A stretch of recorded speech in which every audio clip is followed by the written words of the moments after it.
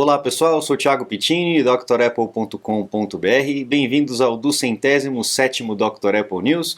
Um abraço especial para minha mulher que sempre tira sarro de mim porque eu falo 207º. Ela acha que eu sou o único na internet que fala número ordinal, né? Todo mundo fala 207, mas o correto é 207º, não é verdade? Bom, mas tudo bem. Um abraço também para o Antônio, para o Renato, para o Sandro, para o Gilberto, que sempre me ajuda com a sugestão de pauta. E para todo mundo aí que está sempre assistindo, dando uma força para mim aí. Vamos lá, temos notícias muito interessantes aí, que a gente está chegando perto dos anúncios da Apple e a coisa começa a esquentar, né? Vamos começar na verdade, né, com as notícias históricas. A gente tem em 12 de agosto de 1981, a IBM entrando no mercado de computadores pessoais. A IBM antigamente fazia computadores apenas para empresas, hospitais, coisas grandes, né?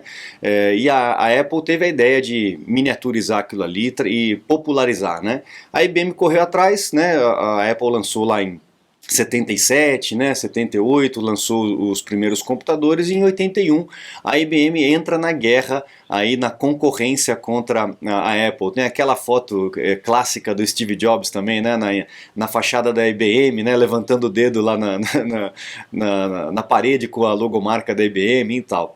Era grande disputa entre Apple e IBM e acabou depois mudando de inimigos, né, vamos dizer assim. Mas enfim, começou aí a grande briga entre Davi e Golias, né, entre a Apple e a IBM. A gente tem também em 87, 11 de agosto de 87, a Apple trazendo para o seu sistema operacional, já lá no Macintosh, né, o Multifinder, que seria um multitask, um multitarefa, pero no mútil, né? A gente sabe que as máquinas naquela época não tinham condições de executar várias tarefas ao mesmo tempo. Então era uma maneira de emular o multitasking. Você conseguiria ter dois aplicativos abertos ao mesmo tempo, dividindo a tela ao mesmo tempo, mas não havia capacidade de executar várias coisas ao mesmo tempo. Hoje, se você abrir aí o monitor de atividade no seu Mac, você vai ver aí uma dezena, às vezes uma centena de processos acontecendo ao mesmo tempo. Naquela época não existia capacidade de processamento, nem de memória para poder fazer esse tipo de coisa.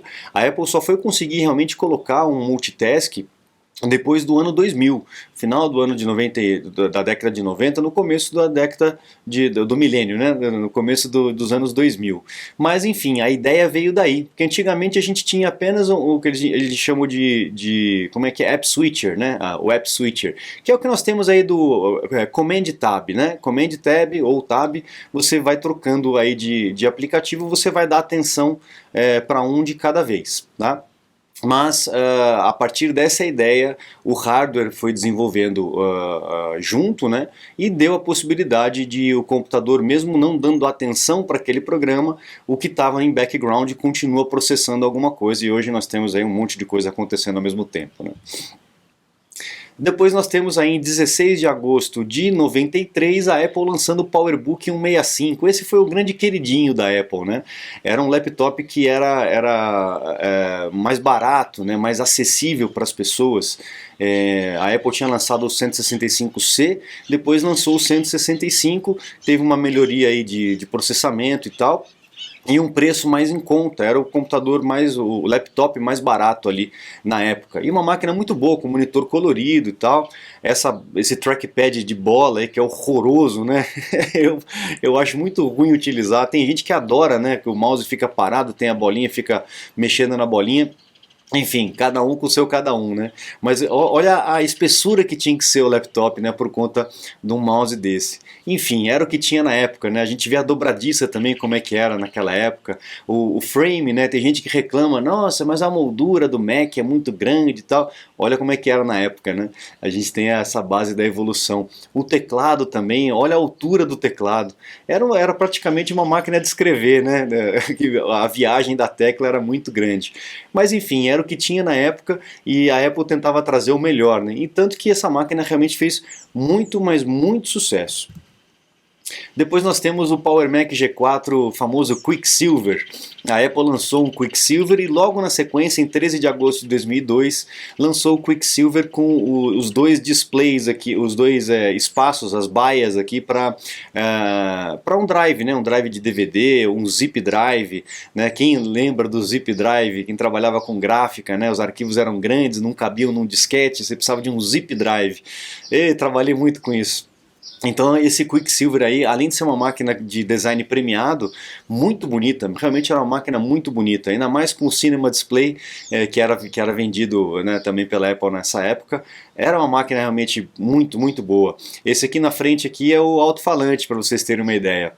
Ele tinha aquela abertura lateral, o botão power era centralizado, não tinha aqueles numerozinhos de megahertz que aparecia na frente dos PCs naquela época, com o botão de turbo, lembra que tinha um botão de turbo que a gente apertava e achava que ajudava alguma coisa, né?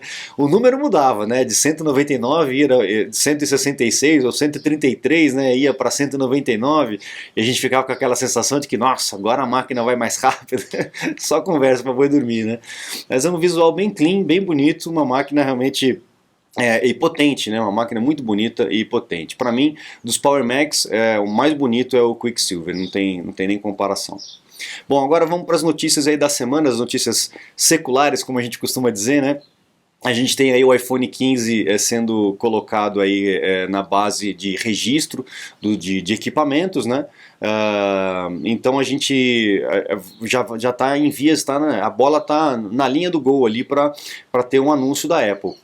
A gente tem a expectativa do anúncio da Apple ser daqui a um mês, né, em setembro, provavelmente na primeira quinzena de setembro.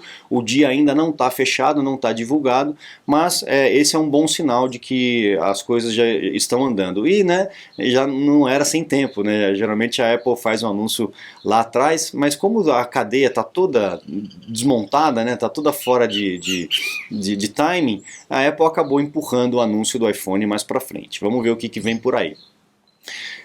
Por conta disso, né, a gente tem uma série de rumores aí que estão surgindo com relação ao iPhone. É normal, esses rumores vão esquentando de acordo com a data vai chegando mais perto, né, vai ficando mais próxima. E a gente tem essa questão aí do Thunderbolt no iPhone 15. O Thunderbolt, pessoal, explicar para vocês, tem muita gente que confunde. A porta USB tipo C, que é essa porta nova que nós temos aí, com a entradinha menorzinha, a USB tipo C, desculpe, tá virando o padrão, né? Eu não sei até quando, porque uma hora isso vai ficar caduco, né? Mas enfim, hoje em dia é o padrão da indústria, né? Mas a Apple tem uma tecnologia para a porta USB tipo C chamada Thunderbolt, que você tem um desempenho melhor, uma velocidade de transmissão de dados maior. Então quando a gente fala de USB tipo C e Thunderbolt, a porta, o plug é o mesmo, não tem diferença, é o mesmo plug. Mas tem portas no Mac, por exemplo, que são Thunderbolt e tem portas no Mac que não são Thunderbolt. Ambas são USB tipo C, mas uma tem a tecnologia com esse boost de velocidade que a Apple tem e outra não tem, tá? Tanto que em algumas máquinas e tal você tem o raiozinho como demonstrativo daquela ser a Thunderbolt e aquele símbolo da USB normal para identificar qual que é a USB tipo C, né? Então, o Mac Mini, o iMac, você olha atrás e você vê essa diferença, mas o plug é o mesmo, tá bom, pessoal? E a gente tem aí a possibilidade de ter no iPhone 15, provavelmente no 15 Pro, né, o Pro Max, sei lá como é que eles vão chamar, de ter o Thunderbolt. Provavelmente no 15 normal vai ser a USB tipo C comum, né, sem o boost aí do Thunderbolt da Apple, tá? Você está desperdiçando seu iPhone, iPad, Mac? Ganhe tempo e produtividade com nossos cursos. Você vai aproveitar melhor seu Apple. Matricule-se em drapple.com.br. Temos também aí com relação ao iOS 17, a gente tem várias coisas que, como a Apple tem feito já há alguns anos, né, eles anunciam algumas mudanças no sistema operacional, as novidades do novo sistema operacional, porém nem todas saem logo de cara. A Apple anuncia e depois vai empurrando para frente a implementação dessa mudança, né? O que eu acho que é um pouco complicado, né? Enfim, então o aplicativo Journal, né, para você fazer o seu diário, provavelmente vem mais tarde. A parte de colaboração do Apple, de playlist de Apple Music, para você poder colaborar com outras pessoas, provavelmente vem mais tarde. O AirDrop, que é uma tecnologia que eles falaram bastante e que é muito esperada, né? Transferência do AirDrop via internet. Você começar pertinho, mas não depender mais da proximidade para transferir arquivos, provavelmente também não vem logo de cara, logo na primeira versão aí do iOS 17, né? A Apple vai tentar fazer os ajustes para poder disponibilizar o quanto antes. A gente já viu situações ali de coisas que a Apple anunciou e que vieram para o sistema operacional já perto da mudança para o próximo sistema operacional. Então um pouco de cuidado para não queimar a largada, né? A gente tem também, lá atrás teve o caso do Battery Gate, né? O Battery Gate é um caso que as pessoas começaram a reclamar da Apple porque o sistema ele diminuía o processamento quando a bateria não estava boa. Por quê? Porque se você força a bateria quando ela não tá boa, ela pode superaquecer, e uma bateria superaquecida ela pode inchar, a bateria inchando ela pode estourar, pode furar, e a bateria furando ela pode pegar fogo, pode explodir, né? Enfim, é uma química que tem lá dentro. Então é algo realmente muito perigoso. O problema é que a Apple não avisou os usuários que isso aconteceria. E quando descobriram no código que, nossa, acontece isso, diminui o desempenho por quando a bateria não está boa e tal, foi um forfé danado, muita gente entrou na justiça e a Apple agora, depois desse tempo todo, vai ter que começar a pagar aí $65 nessa ação em conjunto aí de pessoas contra a Apple por conta de se sentirem lesadas quanto a essa falta de aviso, né, com relação a esse controle de processamento, tá? Desempenho. Aí o iPhone 15 provavelmente vai suportar os carregadores de 35 watts. Eu particularmente não sou muito fã, apesar da Apple falar que não tem problema usar aí os carregadores mais potentes, mais fortes, né? Eu não sou muito fã justamente por aquilo que eu acabei de falar. A bateria pode esquentar muito, né? Então, principalmente se você usa adaptadores de tomada, né, os carregadores que não são originais. Evitem, viu, pessoal? Carregador original, cabo original, gaste mais, mas tenha segurança naquilo que você está utilizando, porque a bateria é fundamental para o equipamento, e além de ser um equipamento com um nível de segurança grande, né, vai evitar qualquer tipo de problema. Já teve conhecido meu que o iPhone pegou fogo por conta de um cabo ruim, né, um cabo paralelo, um carregador paralelo, carregava perto do colchão e superaqueceu, pegou fogo no colchão, pegou fogo na casa inteira, conhecido meu. Então tomem cuidado com relação a isso, o barato sai caro, utilizem aí carregadores originais, cabos originais. O cabo começou a ficar ruim, começou a descascar na pontinha, joga fora e compra outro. E fiquem atentos sempre com relação à temperatura, bateria com uma temperatura muito quente é realmente perigoso. Mas a Apple está dizendo que provavelmente 35 watts vai dar para carregar, a vantagem é que você carrega rápido, né? Mas se você tiver a possibilidade, carrega com um menorzinho, com menos watts, mais lento e mais tranquilo, tá? Agora tem as patentes, né? A gente já vem falando a respeito disso já há muito tempo. Tem muita gente que zomba da Apple por conta de não colocar os sensores e a câmera frontal atrás do display, né? Tem o Notch, como a gente chama, né? O entalhe, e nos iPhones novos a gente chama de Dynamic Island, ou Island, né? Dependendo do país que você está aí, né? Do sotaque do inglês. E aí, por que a Apple não fez isso? Provavelmente porque ela ainda não achou a tecnologia satisfatória, né? A gente sabe que já tem concorrente usando isso, mas para a Apple, para os padrões de qualidade da Apple, ainda não está 100%, senão ela já teria colocado no seu equipamento, né? E aí a gente tem aí mais uma patente com relação a justamente isso, a um sensor, câmeras e sensores atrás do display. Então provavelmente a gente vai ter o fim aí do Dynamic Island ou do Notch em breve no nosso iPhone, iPad e tudo mais. E aí a gente tem aí o Face ID para MacBook, né, também uma patente, já não é a primeira, já tem várias patentes com relação a isso, né? E se tiver essa tecnologia por trás da tela, por que também não colocar nos Macs, né? Então um iMac, um MacBook que você desbloqueia apenas olhando para ele. O Touch ID já é muito prático, o Face ID realmente vai ficar melhor ainda.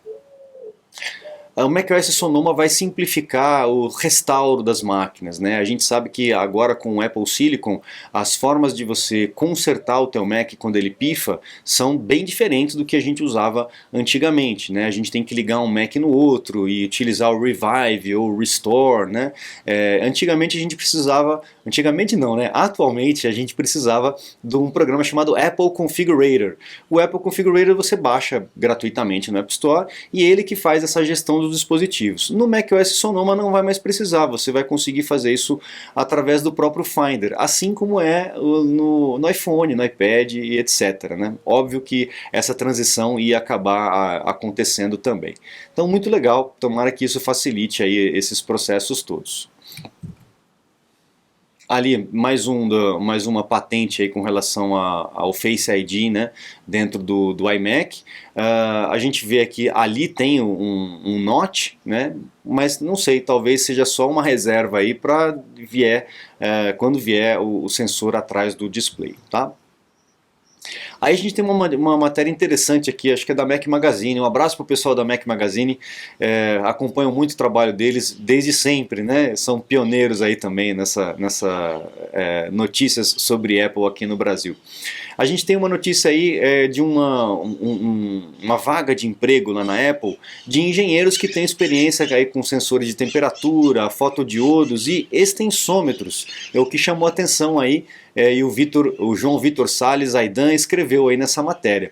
O extensômetro é um equipamento que pode medir aí a capacidade de levantamento de peso, né, do corpo. Então um sensorzinho na pele, ele vai fazer medições ali da tensão e tal, e pode estimar talvez, né, a quantidade de peso que você está levantando. Imagina o seu Apple Watch, você levanta um halter, ele vai falar, esse halter é de 10, é de 7, é de 5. Interessante, né?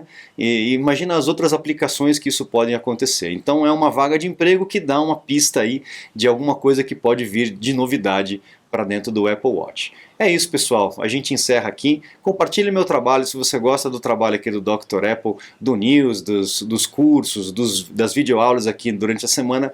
Manda aí para os teus amigos para eles conhecerem também, aproveitarem melhor o seu Mac e convida-os a acessar drapple.com.br. Lá no site você encontra os meus contatos para um suporte, uma consulta, uma aula VIP. A gente faz isso remotamente e lá também tem os cursos completos para vocês se matricularem e ir aprendendo de pouquinho em pouquinho, no seu ritmo, no seu tempo.